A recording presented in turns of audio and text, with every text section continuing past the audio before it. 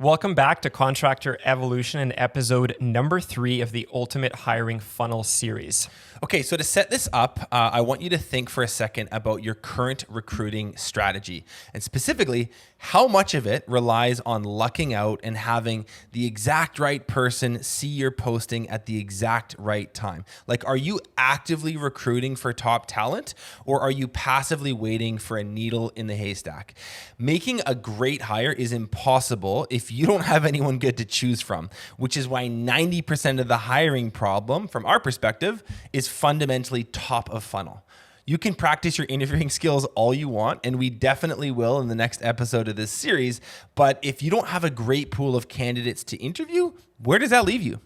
Now, we've all at some point felt this frustration of posting an open position on a job board only to find that a few days later, maybe a few totally unqualified people have applied, and that's it. This hope and pray strategy has led many lesser entrepreneurs to all but abandon the search entirely, comforting themselves instead with stories and excuses that often blame lazy millennials, COVID, or some government policy. But that's not you.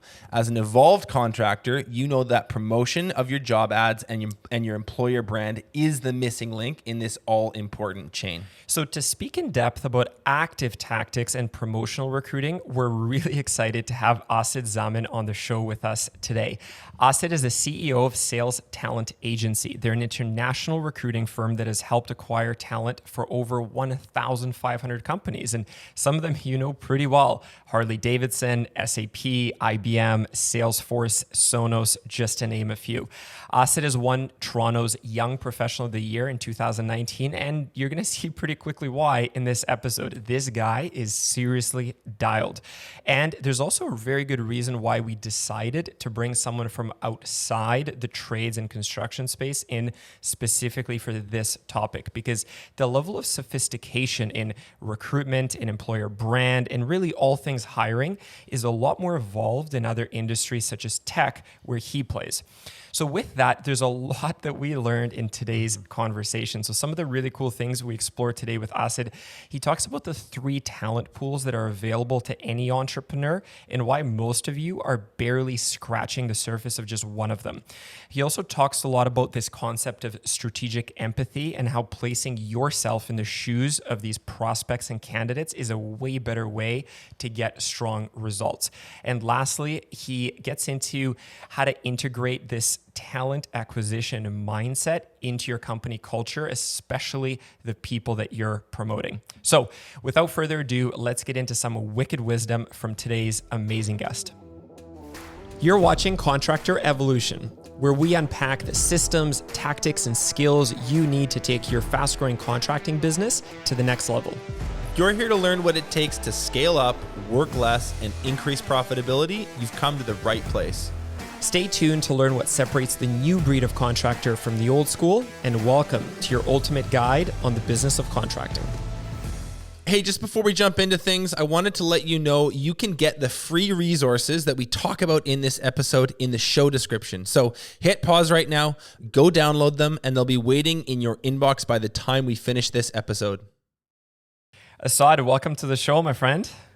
Thank you for having me. Looking forward to this. We really appreciate you doing this, and this conversation in this whole 6-part series. I think this is one that I've been looking forward to the most, if I can even say that. I shouldn't have favorites, but I might, because this is the crux of the issue, right? And I want to start here this conversation with something that you said to me when we were just kind of chatting about this last week, which was making a good hire is impossible if you have nobody good to choose from, right? And it's so simple, but I've never heard it phrased in such a clean way. And I think a lot of contractors feel that. It's like, I can do interviews all day long. I can try to profile people and make the best choice. But if my what I have to select from is pretty limited, we're dead in the water. So can you just unpack for us why solving this top of funnel issue is so fundamental to success in business? So a while ago, we started talking to companies and trying to understand why they thought they were making bad hires, right? Like, what was going on? Why did they have turnover?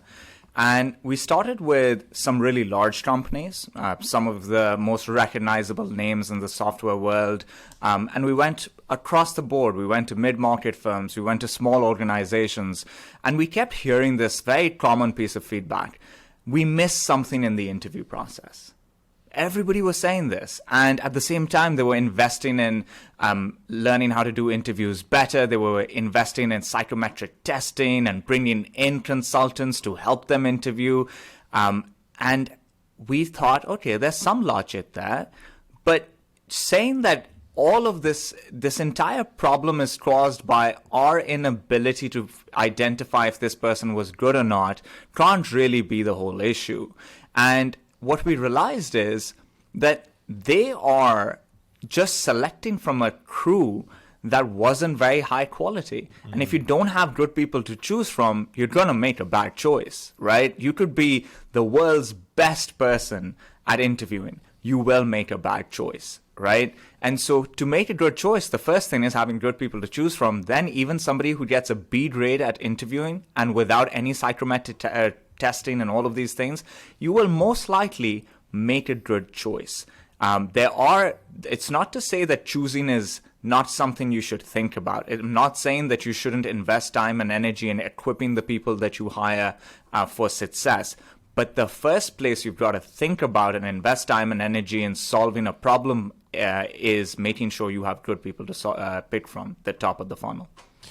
I think that a lot of our listeners either feel right now or have felt in the past like they really just are stuck in a position where they'll take who they can get. It's like interviewing and being choosy, like that's a luxury reserved for other business owners. But for us, we just kind of like, you know, there's not enough people here to choose from. We're taking the scraps, and that's sort of a dramatic way of saying it. But I've actually spoken to entrepreneurs who are really, really frustrated because they're just like, I post something and I wait for a week and there's like 3 resumes and like, what do I do? Yeah, that's like somebody who wants to lose weight saying, I want to lose weight. I sat on the couch for a bit and I waited, nothing happened. I don't know what's going on, right? Yeah. Like you can't just like post a job and hope that somebody amazing is going to apply to you. Who are you? Why are you so special? Like, why should you be this lucky consistently? Really? Like it makes no sense. And so that's a really good point on the consistency. And I'll say something in a second, but go ahead on that point, Asad. I think it's understanding that in our businesses, people are really important, right? And if you have really good people, then you really have a competitive advantage in the world out there.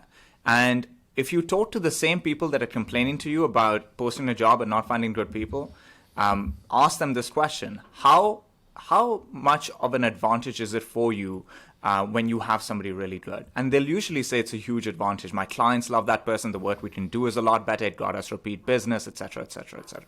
Okay, so if that is the case, then why aren't you investing in solving this problem? Because I can assure you, look around. There are a lot of companies that have solved this problem, right? There are a lot of companies that hire great people, find them, attract them, know how to pick them, know how to keep them. Lots of them.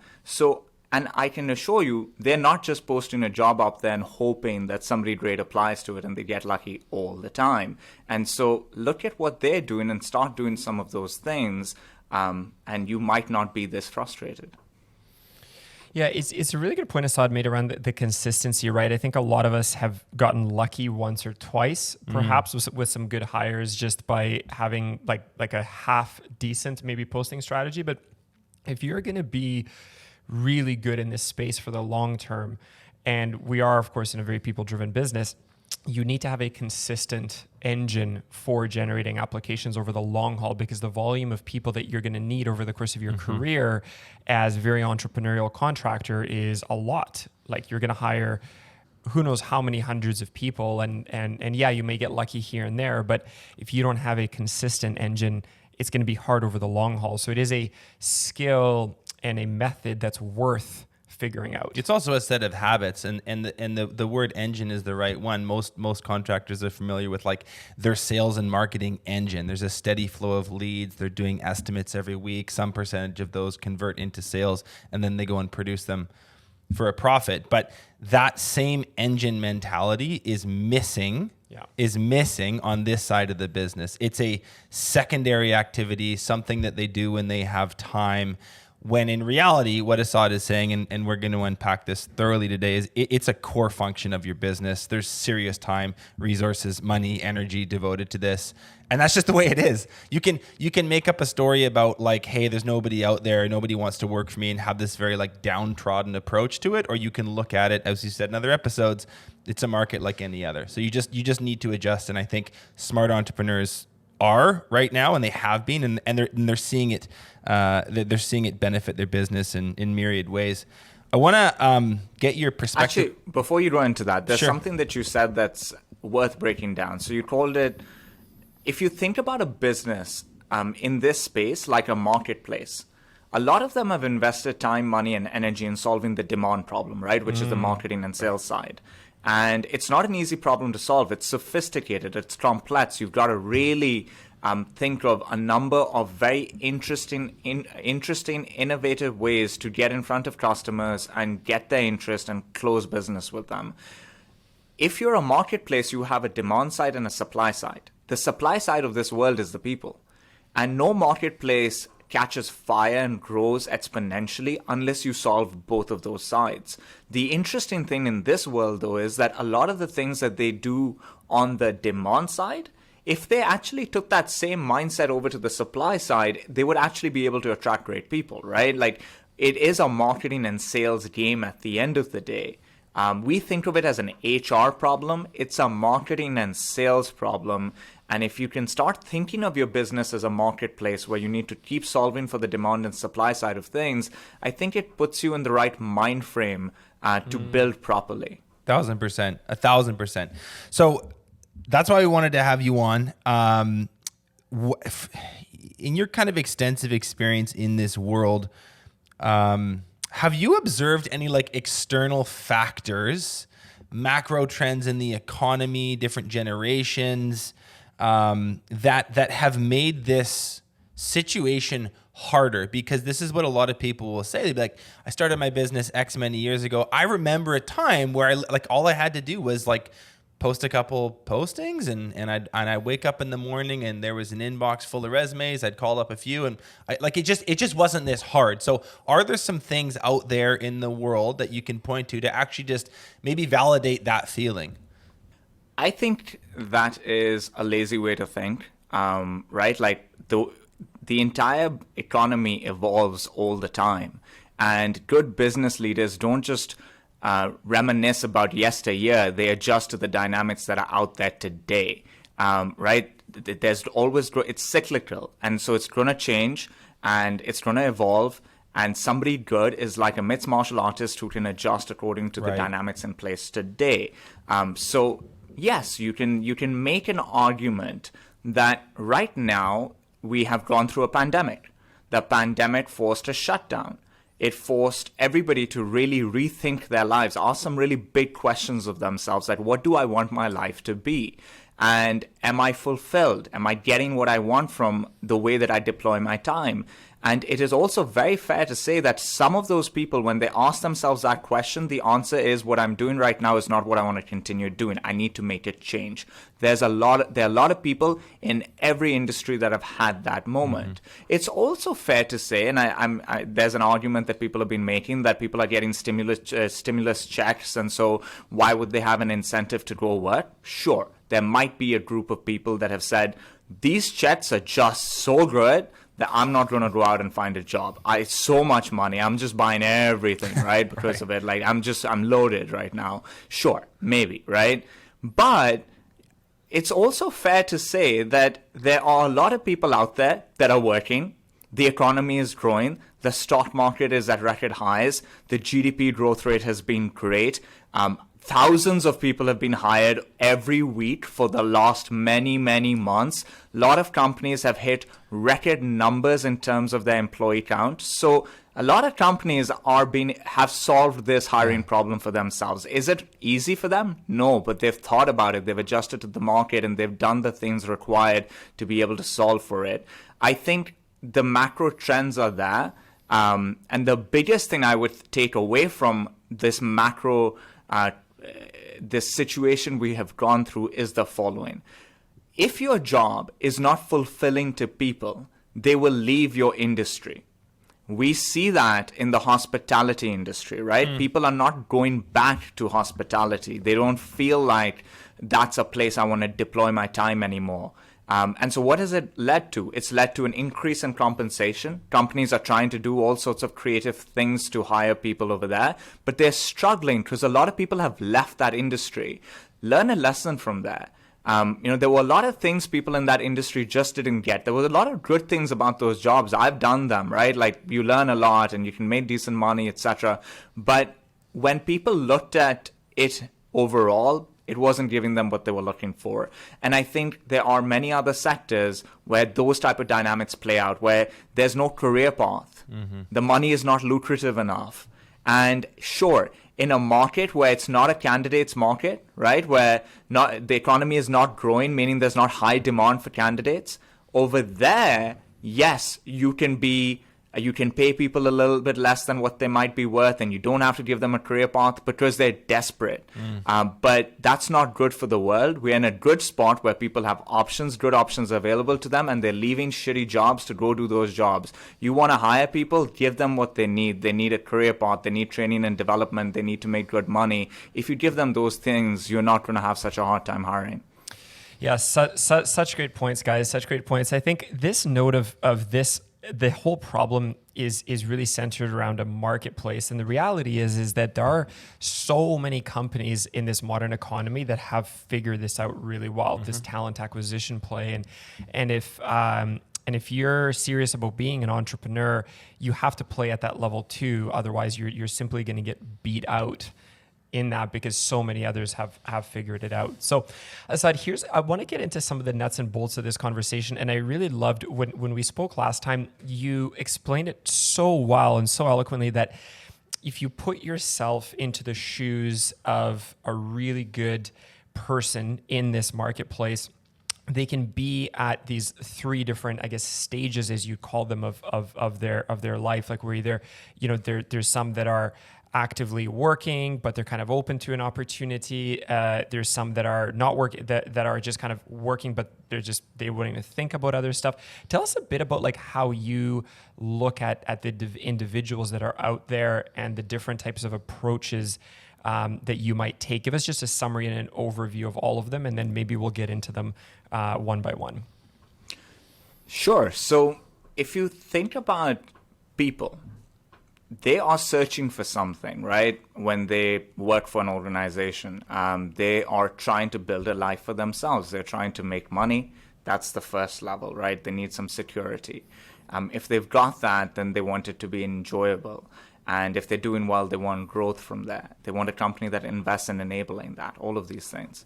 And so depending on how much a person is getting in terms of these needs of theirs at an organization in a particular role, defines how open they are to a next step, right? So if a person is getting everything, then they're not actively looking for a job. They might not even be open to having a conversation with somebody they trust. Why? Because they're getting what they want. They're super excited and engaged. I know for most of my career, if anyone reached out to me, I was like, I'm good. Like I have everything I need and more over here. There's no chance that I'm going to be looking at something else. I just don't want to. Now, you can also assume that that's not everybody's reality all the time, right? We've all been in roles where sometimes some of this stuff is missing. Maybe we're not making as much money as we want. Maybe our boss sucks. Maybe they're not investing in our development. Maybe they have unfair expectations of us. Maybe there's no opportunity for growth. If one or more of these things are missing, but we have the majority of them, but one or two are missing. We might be open to a conversation, right? Somewhat passively, though. We're not aggressively going out knocking on doors saying, give me a job. But if you reach out to me and you say, yo, I got this job, it's interesting, this is the company, this is what they do, the person that's hiring is really cool, you need to talk to them, I might have a conversation. Fair to say, right? So you would call that person a passive candidate. They're not aggressively looking for a job. They're just passively open to an opportunity. And then if a person is not getting the majority of these things in an organization, what do you call them? An active candidate. They want to get the hell out. They're actively, aggressively looking for a job. They're knocking on your door. They're knocking on Benji's door. They're knocking on Matt's door. They're looking at job boards. They're applying. They're cold calling people. They're doing whatever they can to find a job. So those are the three types of candidates. And the thing with organizations, especially I think organizations that are complaining about their ability to find candidates, is they usually only focus on one of those talent pools, right? What do these companies usually do? They post a job and they hope somebody applies for it. Which talent pool are you targeting with that? The ones that are aggressively looking for a job. But of that talent pool, you really want a particular quality of a candidate, right? You want really good people. And so you're hoping that somebody really good is not getting everything that they're looking for, is aggressively looking for a job when I have posted that job and applies to it. We call this a luck-based strategy. You should always try to get lucky, but you cannot rely on luck. Right. So that's one type of approach to finding candidates. The second approach are people in your network, right? You're going to then say, if one place I can find people are people that are actively looking for a job, going to the job boards. The second group will be people within my network that I can tap into. I'm going to tell all my employees and my friends and my family, etc., that, hey, I'm looking to hire somebody. Do you know somebody that fits this criteria? I'd love to talk to them. Now, the thing is that if you're Google and Amazon, you can probably make a shit ton of hires through that talent pool, right? But if your business, my business, or one of these other businesses, our networks are somewhat small, right? Like, there are not a lot of people working in our firms yet. They're not hundreds of thousands of employees. So what does that mean? The network is small.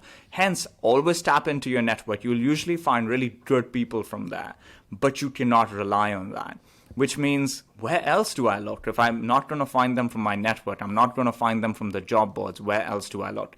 And that's talent pool number 3. There are people out there that can do this job. They have no idea who you are. They've not heard of you. They're not aggressively looking for a new job. They might be that semi-passive type of candidate. Somebody's got to approach them, make them aware of who you are, and why this might be a great opportunity for them in their careers, and get them interested in your organization. That's talent pool number 3. Our point of view on recruitment is that for most types of companies out there, their best hires consistently will come from this talent pool. We also know that most companies do not really focus in on this talent pool. So it's an under-targeted, underappreciated talent pool that could be the difference between hiring consistently C players or A players. So I'll stop there and then you guys can probe. Yes, it's great. It's great. I love the way you broke that down. There's 3 pools. There's your network. There's people that are actively looking. They're on Craigslist, they're on Kijiji, they're on LinkedIn, Glassdoor, ZipRecruiter, whatever. They're actively looking for something. And then there's people that aren't even on the market that you could tap and potentially engage. And it sounds like a smart business owner would be employing all, like they'd be using all 3 in a synchronized fashion. Why don't we go through just like some thoughts or some practical advice to maybe get the ball rolling in all 3 of these pools? You want to? So just really quick point, I want to say just something so simple but great that Asad said. And so I work good enough, Benji, and I at math to understand maybe just basic fractions, right? Yeah, right. If you're basically hoping for, and I think that's the really good word, is hope and luck, right? You've got a small fraction of people that are actively looking, and that's the only pool that most are mining. And within that, then you've got your qualification criteria where it's like 2% of maybe the people in that pool are the ones you're looking for, but you've already diluted it with a fraction to begin with. So you're by no means looking at all the great people out there. You're looking at a small fraction of them, and then you're looking at a tiny percentage within that.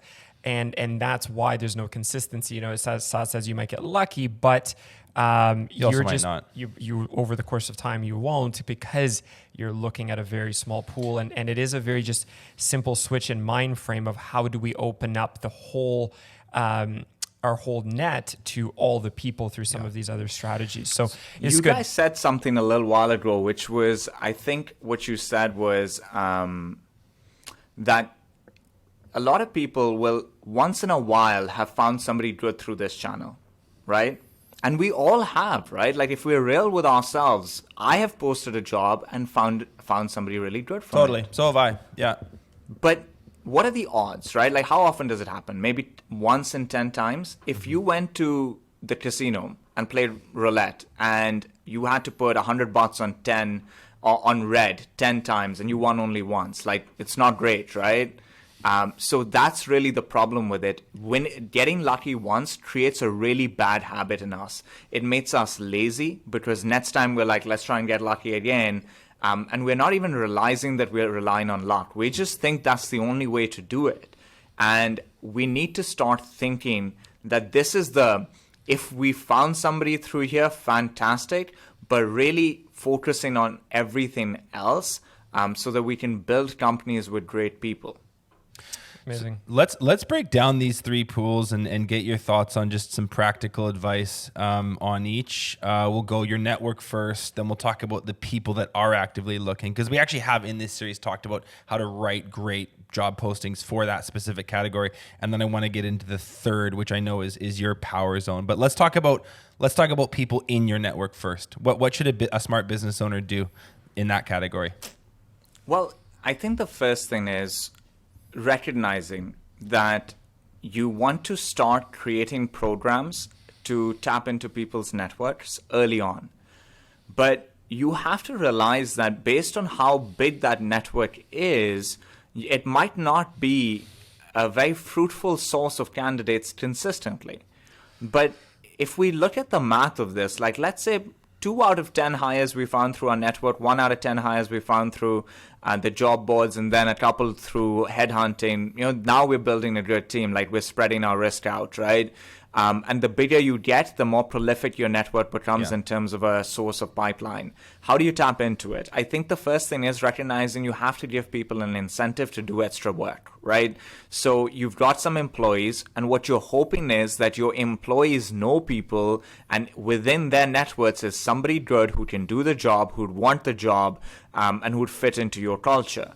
And so something very simple, this is not a sophisticated strategy, is put a bonus, a referral bonus, and say, if anyone introduces us to somebody that we end up hiring, we'll give you a bonus, a couple of grand, right? Now, you also want to add a filter in there. You just don't want them to introduce you to anyone, right? You want them to introduce you to good people. And so say, part of that the first part of that bonus, we're going to pay you once they pass their probation. And the second part of their bonus, we're going to pay you if they hit their 6-month performance target. So now what you've got is you've got people that are making an upside based on the introduction they make, but only if the introduction is good. And so now you've got their network. The thing is that we want them to actually tell their network to give them someone. So we want to tap into second and third degree connections as well. And so if you say to these people that we're happy for you to split this bonus up with other people based on how you feel fit, feel free to do it. Like, we don't care. We just want to get good people. So now what this person can say is, okay, I'm going to get a $3,000 bonus if this person was hired through my network. I'll keep $1,500. I'll give up $1,500, or I'll keep one and I'll give away two to whoever in my network now introduces me to them. What happens? They go on Facebook and they make a post to like 900 of their friends. They go on some other social network on Instagram and they make a post over there. They message their cousins and everybody else on WhatsApp, on their WhatsApp groups, and they say, yo, I'm looking, like, tell me, who do we know, right? So you start really getting some results over there. That's the first thing. Now, the second thing is that it's not just employees who can give us referrals. How many people do we interact with on a regular basis running our businesses? When I was in university, I ran a company called A to Z Property Maintenance. We used to do driveway sealing, lawn aeration. So I've been in this world. I used to sell door to door. And towards the end of our run, like right before I graduated, we were doing renovations of houses. And we did quite a few really large projects, large for us as students, right? Like $100,000 type of project. Now, in that, there were things we could do and there were things we couldn't do. We sold the whole project, right? We can renovate it all. And we didn't even know how to do flooring. We didn't know how to do painting. Like, we knew literally 25% of the scope of that project. So what did we do? We found partners for the rest of it, right? I found somebody for painting. I found somebody for the flooring. I found somebody for the interlock. And so those are people that we all know. Tap into that network, like reach out to them, be like, hey, I'm growing my business. This is the type of person I'm looking for. Do you know anyone? Like, we're giving away a referral bonus to people. Do you know somebody? Feel free to share this with your network. If they think that you're a good place to work, they will usually tap into their networks. I can also tell you a good way to know that people don't think you're a good place to work is you do all this stuff and you get no referrals. Right. It means everybody thinks you're a shitty employer, and you've got some bigger questions to ask of yourself before solving your hiring problem. You're probably not even going to be able to retain good people. That's a whole other situation, right? So you tap into your partner network and your supplier network. Yeah. And the last thing you can do is you can get involved with places where these people are getting skilled, right? So colleges or wherever they go to learn the craft. And over there, there's a network, right? So how do you get involved over there? Like, can you go and work with one of the professors and give talks once a semester to their class?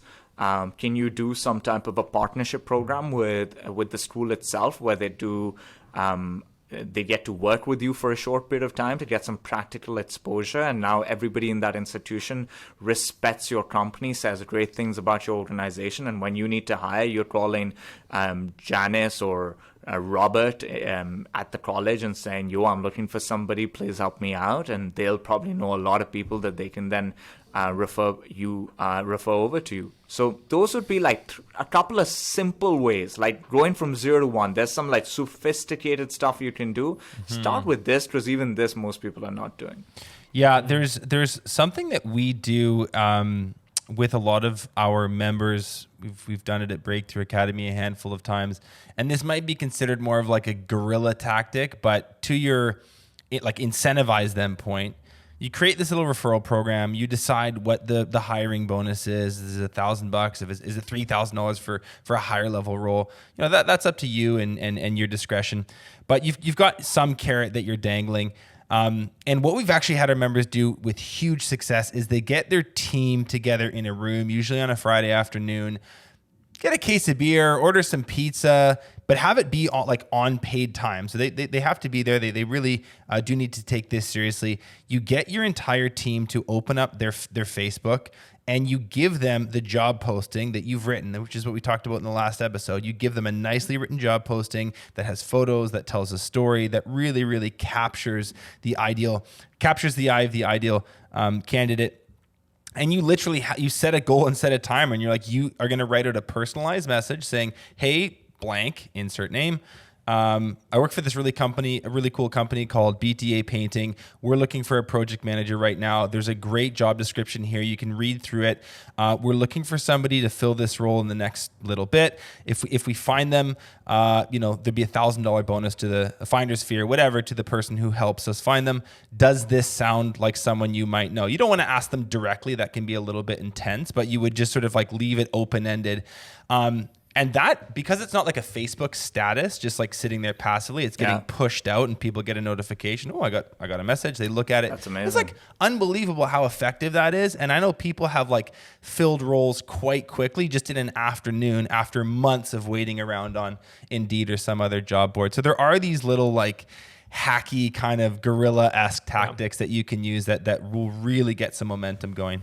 Yeah, it's a really good point. And sorry, I was just going to say the other, what I also really like is this college idea. I don't know if very many people think that way, but you can also even incentivize the college and to give like a $3,000 or $5,000 scholarship or whatever if you hire somebody from them. There's many ways to look at your network. It's not just your staff, it's the other vendors and suppliers, it's colleges. You're very much like thinking of the broader network.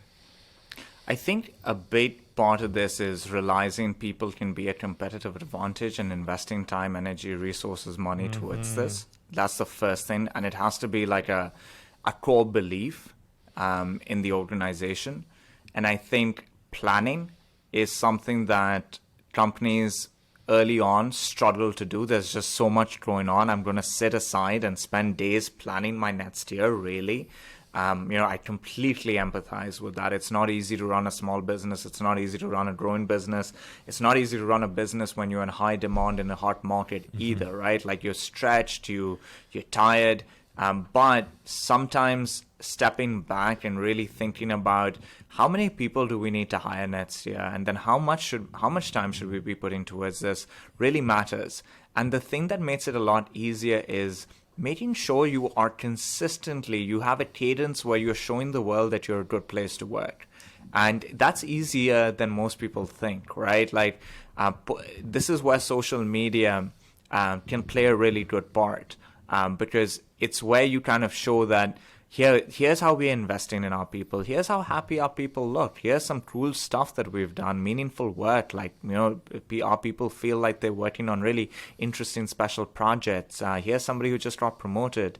Here's a person getting a bonus. So when you are reaching out to people and saying, I'm growing my business, they feel safe to introduce you to people in their network. I really love when we have a few members that do this unbelievably well. They actually use their Instagram. It isn't so much it's actually not really a marketing tool. Like they get their leads, they get their new business from elsewhere. It's purely an employer brand tool. And all they do is celebrate their employees, make their job sites look really cool, and make their business look amazing online. And it's like, if you don't think that somebody applying to your job posting or is maybe scheduled for an interview with you, if you think they're not checking you out on Instagram, like give your head a shake. You run a public page, like everyone is going to go have a look and see, hey, do these guys look cool? Is this something I'm interested in or not? And that's just super low hanging fruit. Take a photo of your cool job site, make shout outs, announce awards, announce promotions. I just think that's a no brainer. That's some great thoughts on the network piece. Let's get into the second category. So this is people that are actively looking. They are checking job boards. They are somewhat unhappy with the job that they have. Maybe they're completely unemployed. Maybe they're in a transitionary phase, but they are looking for a job. What can we do to capture more of those people?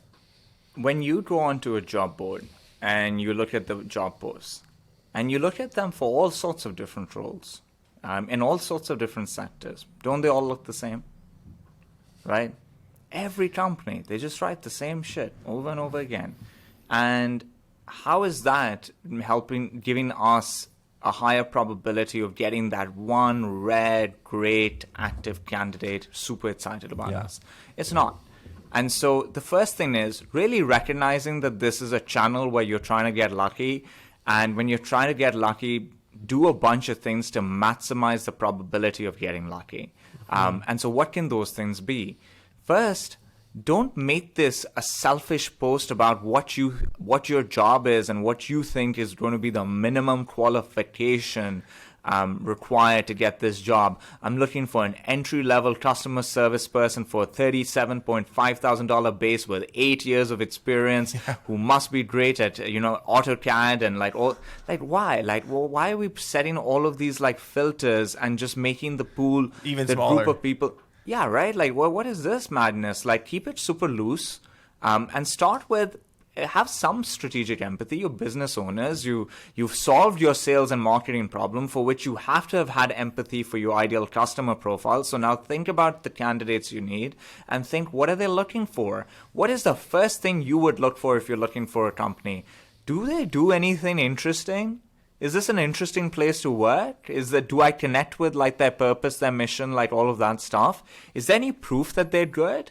How do their people feel? How do they care about their people? How do they invest in their people? Is there opportunity for growth? Are they reasonable about their expectations with me? Is there any proof that people in this organization are backing up the shit that they're saying?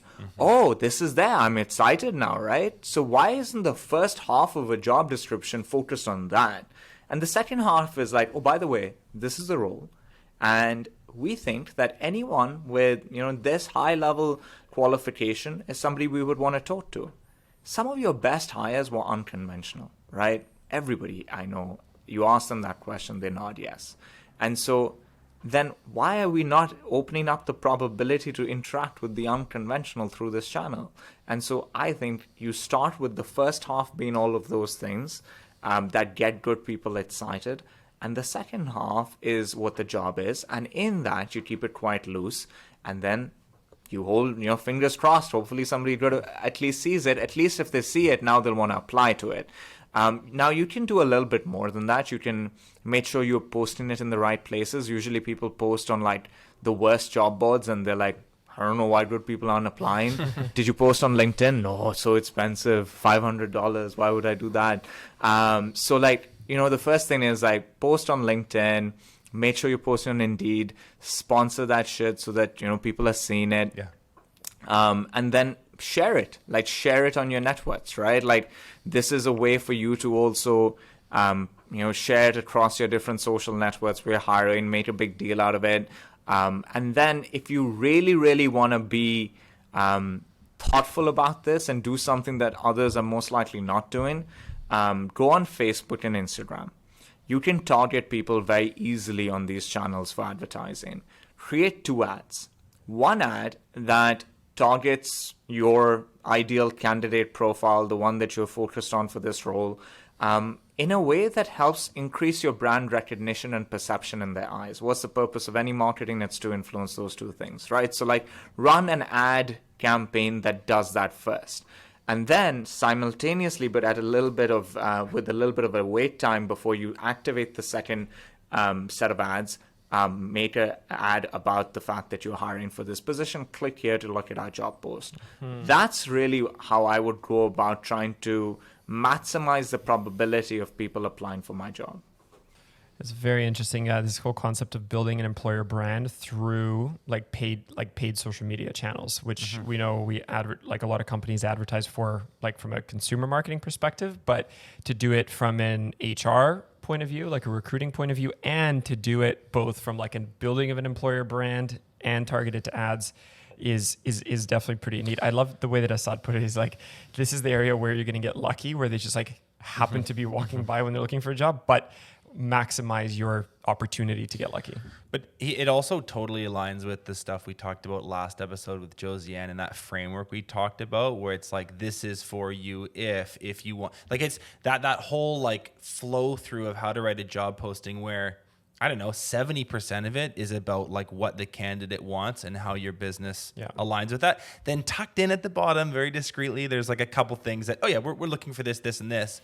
But it's not, the job posting isn't this like list of demands right off the hop. It's like, why would anyone, nobody wants that. So you and I both know guys that are eternally single because that's how they go about dating. Totally. So it doesn't work. It's proven. And so if you haven't checked it out, check out the last episode with Josiane on building awesome job postings. So guys, let's get to this very exciting third category, because this is the one that is very interesting in both that it's Asad's kind of, that's their genius zone, but also this is the place where the people are that aren't necessarily like, if I use a hunting example, aren't like happen to be walking straight in front of your binoculars because you happen to be in the tree stand. Think of it like this. When you are an early stage business, do you get most of your new businesses through inbound leads? No, right? No. So then why would you get all your great employees inbound, right? You got to go to them just like you got to sell to get your first few customers. Till you get to like, 5 million, you're doing a lot of selling, right?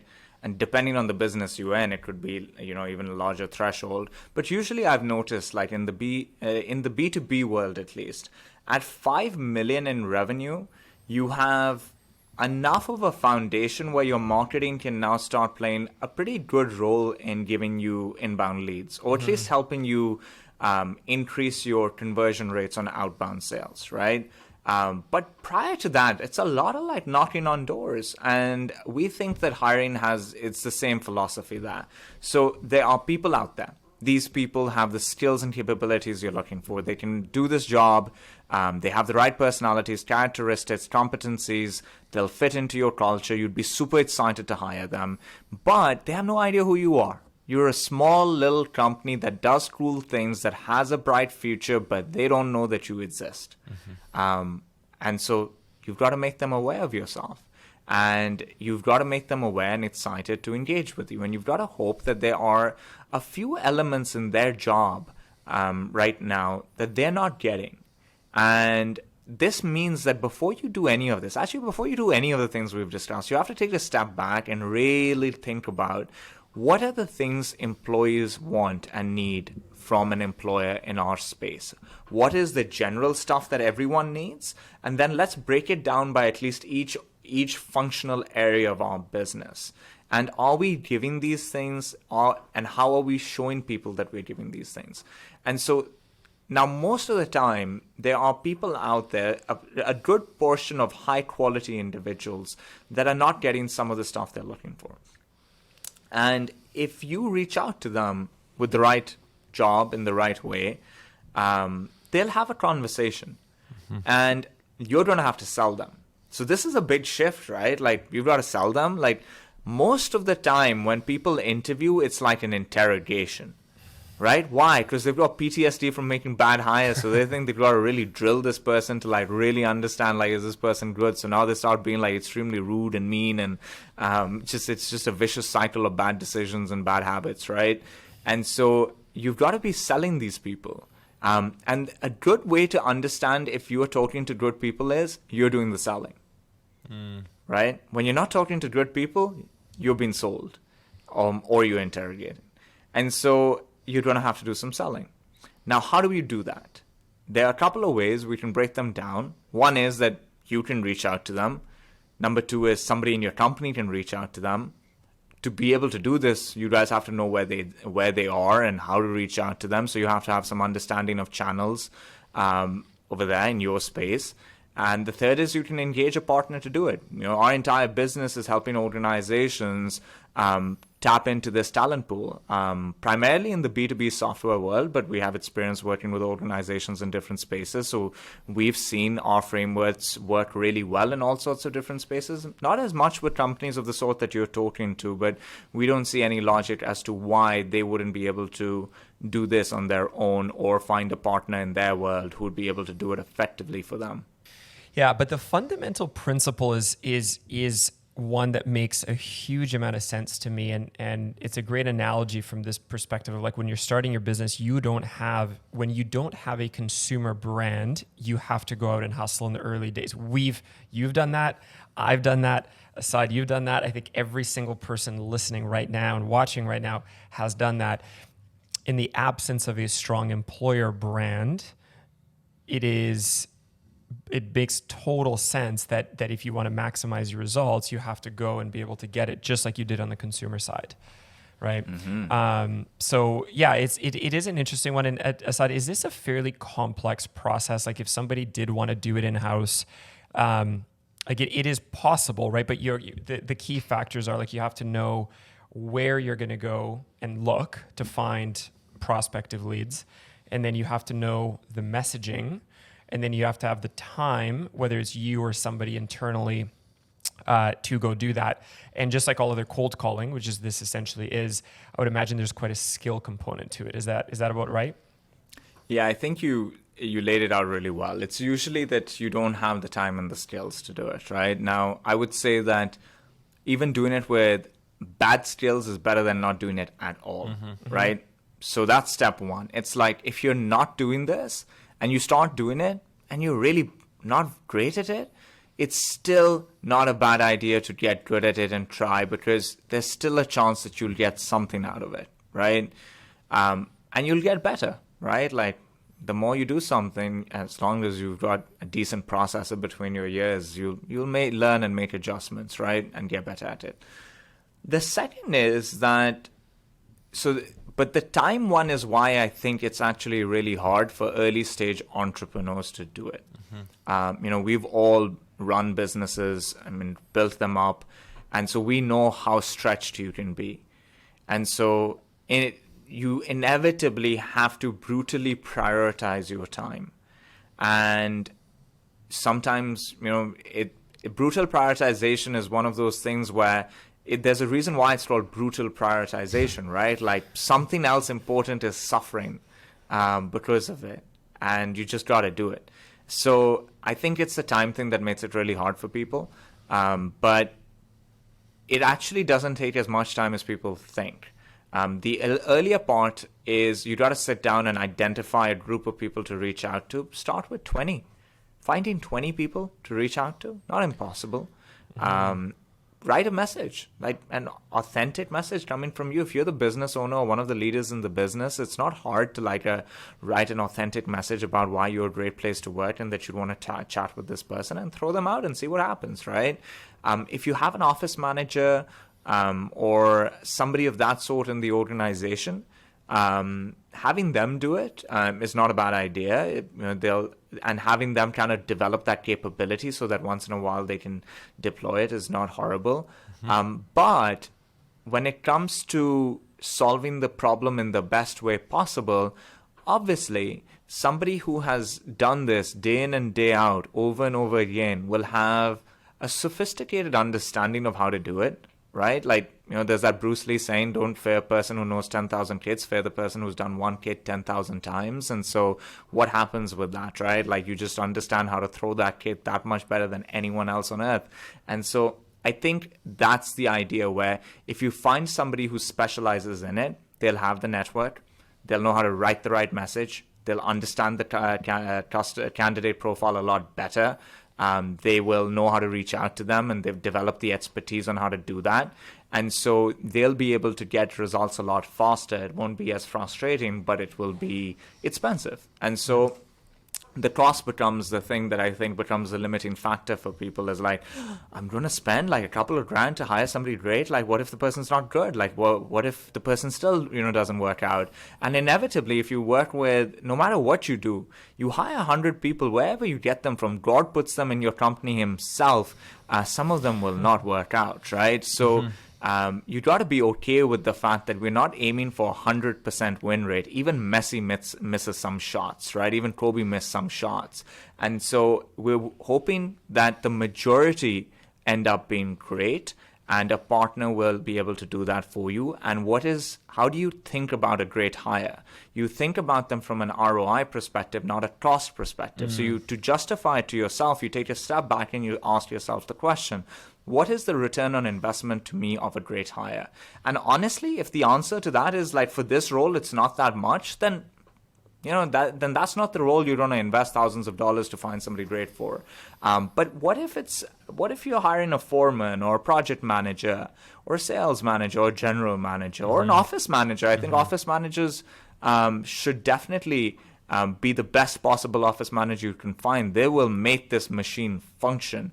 Over there, the ROI is massive, right?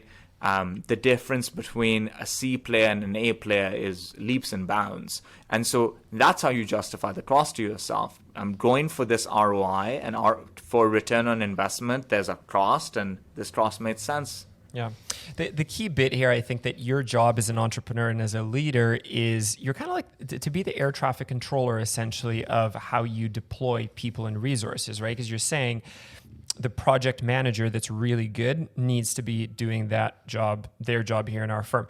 The tax advisor that I pick, I need them to do their job. So I'm not doing the project managing because that's what Bill does, and I'm not the tax advisor because that's what Ben does, and nor am I the lawyer because that's what this guy is. And if I'm the headhunter recruiter, well, I don't have experience in that, but these guys, that's kind of your job, is to find the best people to do what they're good at. With that said, if a company is quite a bit smaller, Asad, but what we're talking about here does make sense to them, and someone's listening to this and saying, right, like I am missing a huge part of the labor pool because I'm just trying to get lucky with the people that happen to be looking at this very time. And someone did want to try it themselves. If someone is kind of newer to this, just in your experience, and they're trying to hire a mid-level person, on average, how many hours of prospecting do you think they're going to spend to come out with a decent set of candidates? I think that's a good question, and it is quite subjective. I think the way to think about it is the following, though. If you were going to try and hire somebody who's done the exact same job somewhere else, a shit ton of time. Why? Because nobody great wants to leave a job for the same job somewhere else, hoping that you're a slightly better person to work with a slightly better company, right? Like, fingers crossed. Like, no, it doesn't work like that. No one great makes lateral moves. If you look at the career trajectory of some of the best professionals out there, it goes like this. Right. It might have like a time where they took an interesting risk and like there was like a shudder there, but most of the trajectory is like this. And so they would be open for the right next step in their career.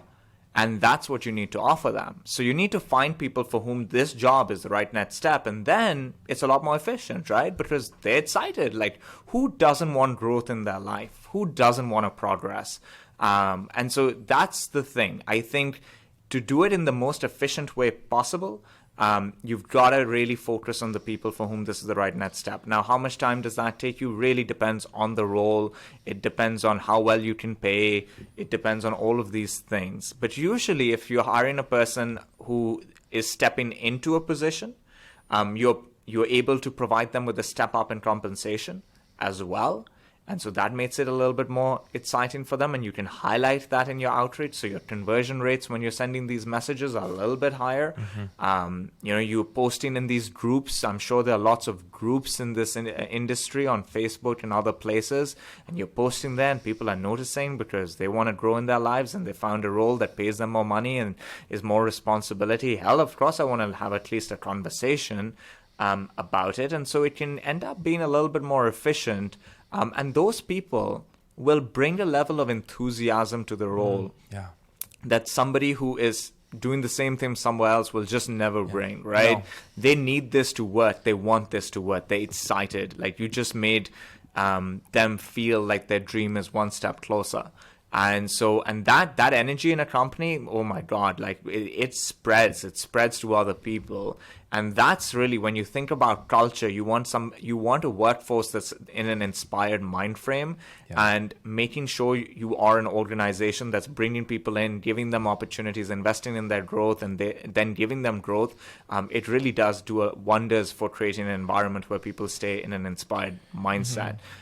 So I think that's how I would think about it. It's hard to say exactly how much time, but I would say benchmark at least 40 hours to make a great hire. Start there. I think there's some things I really want to highlight that were so key. It has to be the right next step for that person, and that usually is going to mean it's a step up for them. Yeah, the marketing analogy on this one is, what is the offer, right? We talk a lot about that in marketing. Like, why bother? What are you offering?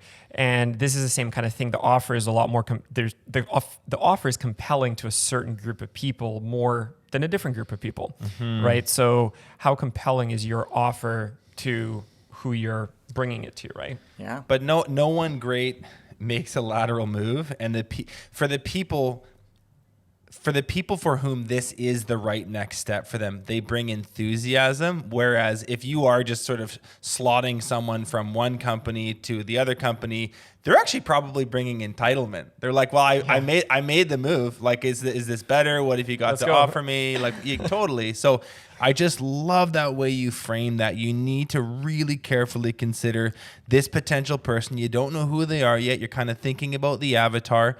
But it's like, how can I craft this in such a way that it is that step up for them that they're looking for, but they haven't even found it yet. And then here you are offering it on a silver platter. It's just a really, you're going to save yourself a lot of time and a lot of phone calls if you set it up this way early. And the key thing, I think, is from an interviewing perspective, in order to do this effectively, you have to be able to interview people, not just based on the actual job they've done before, where you could say, well, if I want the guy to be a salesperson, he must have been an equivalent kind of salesperson before. You're not going that way. What you're looking for is you're looking to analyze specific personality traits, patterns, preferences, and abilities, because they could have shown those capabilities in a lesser role. So you're trying to find the people that were in a lesser role, but have those natural preferences, those abilities, those traits. And what I'm excited about in the next 2 episodes, where we talk a lot about qualifying with 2 real pros who have done thousands of interviews, Danny Kerr on the next one. And then we have James Alish on the following, who's the director of 1-800-GOT-JUNK, about $500 million a year in revenue. Tremendous amount of interviewing, but that's what we're going to get to. So stay tuned on the next couple episodes. But that's pretty key. That bit around, like, you have to be able to present a compelling offer and be able to see who's going to be able to step up to that challenge. Yeah. When you think about hiring, you have to remember that talent trumps experience, right? So for whatever you can afford, invest in the highest level of talent that you can afford and compromise on experience for that level of talent. And the other thing is, when it comes to experience, I think the thing you're talking about is relevant experience, right? Like, so people think that if somebody has done the same job somewhere else, then they'll ramp up so quickly. I won't waste money while they learn and they adjust. But what we're saying is essentially that there's a red flag if somebody leaves a job to do the same job somewhere, right? We're not even saying, like, forget the enthusiasm, etc. It's strange. Why would this person, if they were really that good doing this job there, leave it to come here? If they were that good, would the company let them go? Would it be that easy to lose somebody, and would they want to do the same job? Like, what's going on over here? Yeah. Like, there's a red flag. So what you're hoping to see is enough relevant experience where they can ramp up in an appropriate amount of time, and they have transferable skills, but it's not a lateral move. So what does that mean? So you gave a sales example. It's my world, so I can break that down a bit. Let's say somebody was selling something different to the same decision maker, and it was a little bit more transactional than what you'll be selling, and the sales cycle was a bit shorter, but now they're going to be selling something a little bit more complicated with a bigger deal size and a longer sales cycle to a larger customer in and around the same world. Could they adjust to that with a little bit of training and development? Of course. If they're smart, they'll do it really quickly, and so that's what you're trying to qualify for. And that's how much you should be looking for, that they can do it in an appropriate amount of time. Yeah. I love it. Such a good example. And to drive that point home, Benji, I just want to put out one other one as well. We talked about sales on the production end. What we're saying is, if you're hiring another project manager, the individuals, the pool that you're looking at, and who you're presenting this offer to, essentially, they don't have to have been a project manager in a different company before. They could have been running one crew, and maybe they're younger than the rest of your project managers, but they're super hungry. They bring the attitude and the desire that Asad spoke about, and they have deeply ingrained natural preferences and abilities that would have been proven in their previous jobs. They just maybe haven't been a project manager yet. And that offer is so much more compelling to those individuals than someone who's just making a lateral project manager to project manager move. Yeah, you totally shoot yourself in the foot if you insist that this person has X many years as a project manager working for a similar company. It's like, that's just the complete opposite of what Asad is prescribing. So I think, okay, let's just do a quick recap here, because we've covered a lot of stuff here. We got into really diving into your network, incentivizing your team to do some of the recruiting for you. That's a huge piece that I don't think people do enough of. Then we talked about that pool of people that are actively looking, and some tweaks that you can make to your job postings, running paid ads, just like throw money at the problem. That is definitely, if you're trying to get lucky, do everything you can to get lucky. So we talked about that. And then this last piece is people that can do the job, but they don't know who you are. And I think this is probably, of the three, this is the one that's maybe the most untapped in our listeners. So really, really good ideas to proliferate your potential sources of employees. I want to I've got sort of two questions here, I think, before we'll close. Asad, one is just on some belief systems that I see floating around the space. Okay. One thing that I hear a lot, I hear it in conferences, I see it in the chat boxes of webinars I run, I hear it sometimes even with our members. It's an attitude towards young people, specifically millennials and Gen Zers. And the trope is basically none of them want to work. They're all lazy. They're totally disinterested in trades and construction. So I'm just not even going to bother looking for them. How would you address someone with that mindset? I think it's a lazy mindset to have. I think, look at the three of us. It's Friday. I don't know when you guys are going to post this up, but right now it's Friday evening, close to about 6:30. We're on it, right? Like we're recording this. We're all millennials. We work hard. Mark Zuckerberg is a millennial. He's built one of the most successful companies in the world. His company is mainly filled with millennials and Gen Zs. You look at football, basketball, like you think those people don't have a work ethic in them? Now, there's always in every generation, including the baby boomers and everybody else, there was a spectrum, right? There was the group that was super hardworking and they had the hustle in them, and a bunch of people that didn't. In every generation that exists, what is happening when people are complaining about this is that they have not spent the time to or been able to understand how to attract the best of the lot that is out there. And so they think it's because this entire group is of a particular sort. No, it's because this group, just like your generation, has some people that work hard and some people that, have other needs and wants in their life. And you don't know how to tap into it because you've been lazy, because you're just doing the things the way you used to do them 20 years ago. You haven't adjusted to the new world. And now you're complaining about a whole generation and saying it's the entire generation's problem. No, it isn't. It's your problem. So it's a very much a lazy way of thinking. It's easy to externalize it. It's a story that you're telling that yourself that then reinforces, and it's not a good place to be.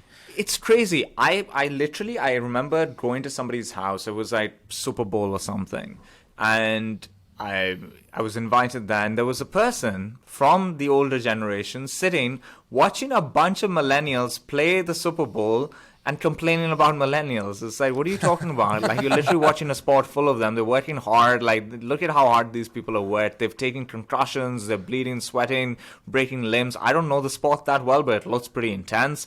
And so how does that even connect? It's just a crazy way to think in my mind. Okay. Yeah. The other one, you touched on it earlier, but it's worth mentioning again. The other one is around COVID. I mean, we've had 18 months here, a little longer of this pandemic. Depending on where you live, there's been some government policy decisions. Here in Canada, we've had a program called CERB. People have been, essentially paid to not work, or it's a support program. And there are a lot of people that are, it's like the workforce is extremely lethargic. Nobody's going to apply for my business because they're getting paid more to sit at home and play Xbox in their underwear.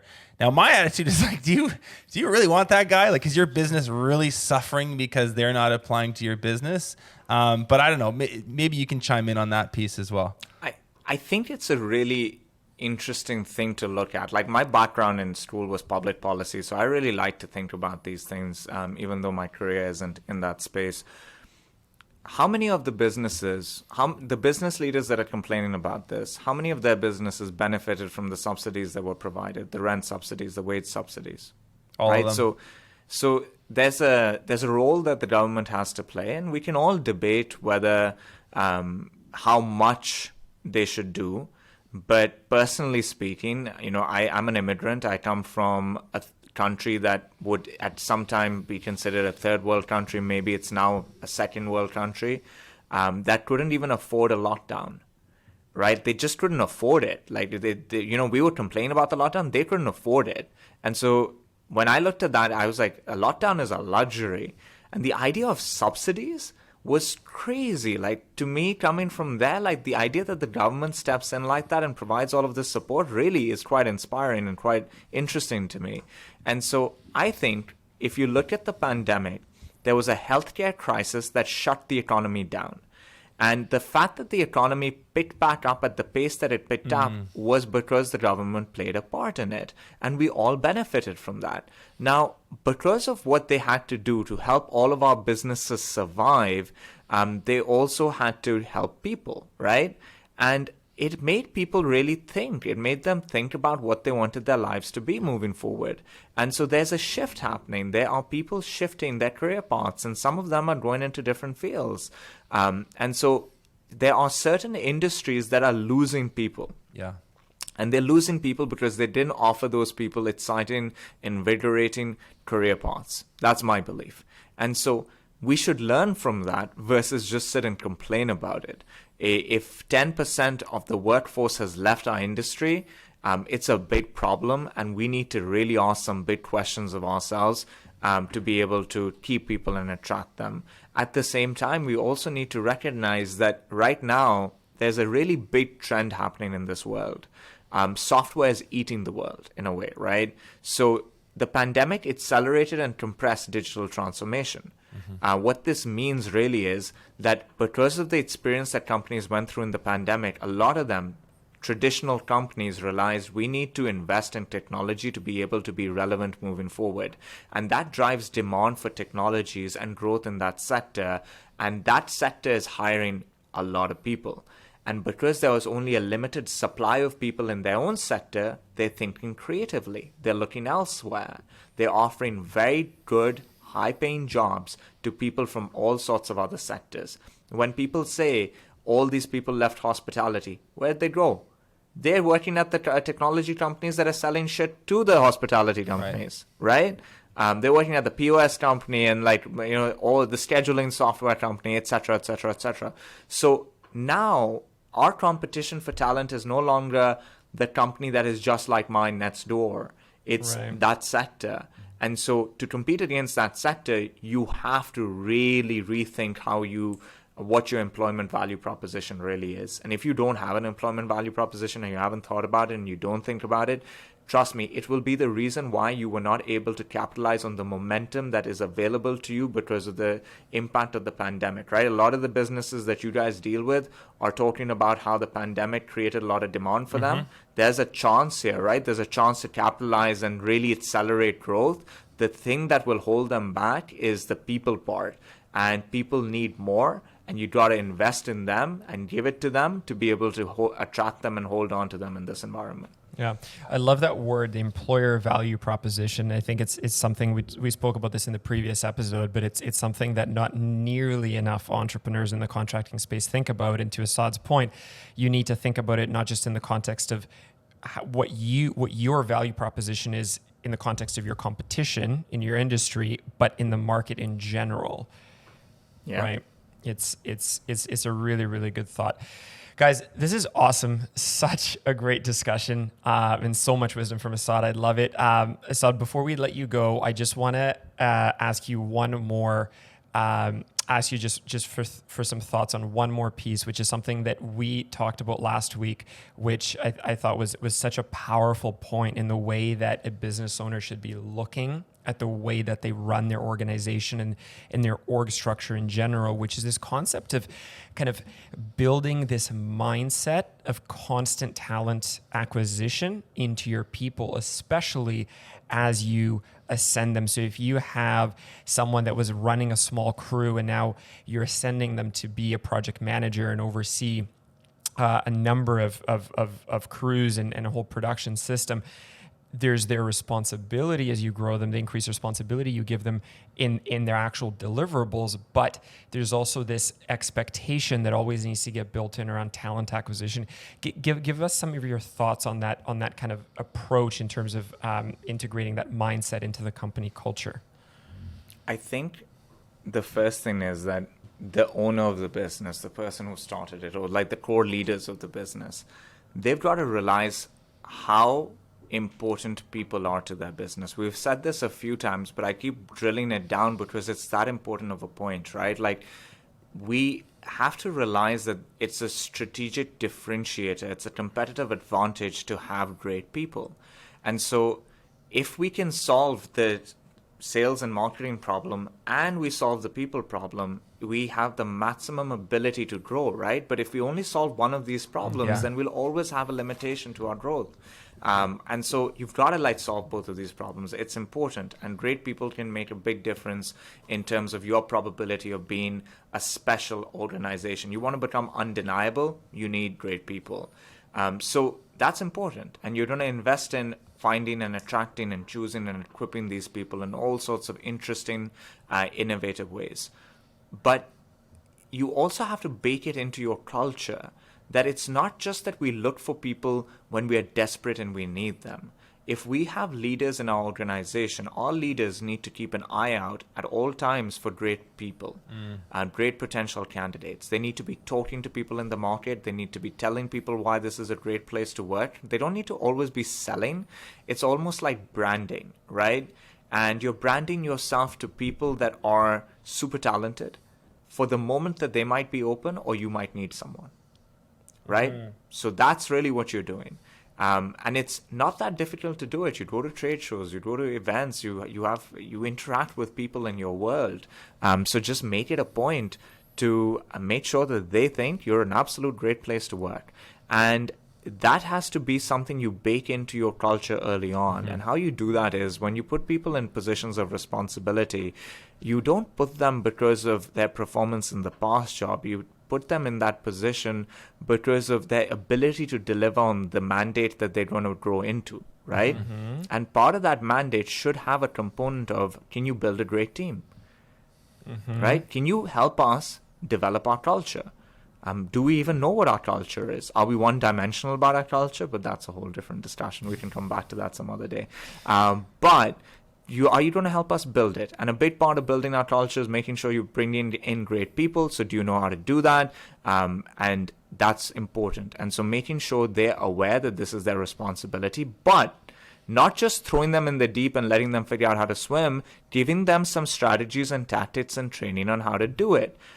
Because otherwise, what are they going to do? They'll brutally prioritize the other things they have to do, and they won't do this thing because they don't know what to do. So you got to teach them how to do it in an efficient and effective way. And now what do you have? As you're growing, you have all these people in positions of responsibility that have a group of 5, 10, 15 people that they can tap into anytime we need people. And we're hiring great people over and over again. So now we've got this flywheel. We've solved our demand, sales, and marketing problems. So we have high demand. We can consistently hire. So the flywheel is working, and we're consistently growing our business in a profitable manner.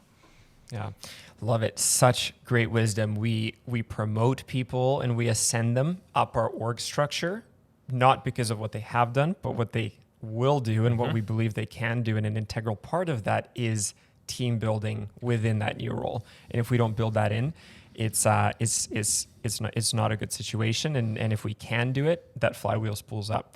I love it. Really good thoughts, Asad. Thank you. This has been so good. It's been a blast. We went a little long, but we had to. This was so good and very rich, and I don't think there was a minute wasted. This has been an absolute delight to have you on. Just for our listeners who have been tuned in the whole time, where can people find out a bit more about you and STA? Firstly, thank you for having me. It's been jolly good fun to be doing this with you guys. In terms of where to find us, salestalentagency.com is our website. You can reach out to me. My name is Asad, and my email is asad.zaman@salestalentagency.com. I'm not going to spell it out here. You'll find it on the website, but you can also find me on LinkedIn. I'm sure you guys will link some things in the show notes. We'll put it in the description. But I'm pretty good on LinkedIn. I'm pretty good over email. So reach out if you have any questions. Thank you so much for doing this. Have an awesome weekend, and we'll talk to you later. Thank you, guys. Bye. Thanks so much for watching this episode of Contractor Evolution. If you've already subscribed to our channel, consider sharing this episode with another contractor who you think needs to hear it.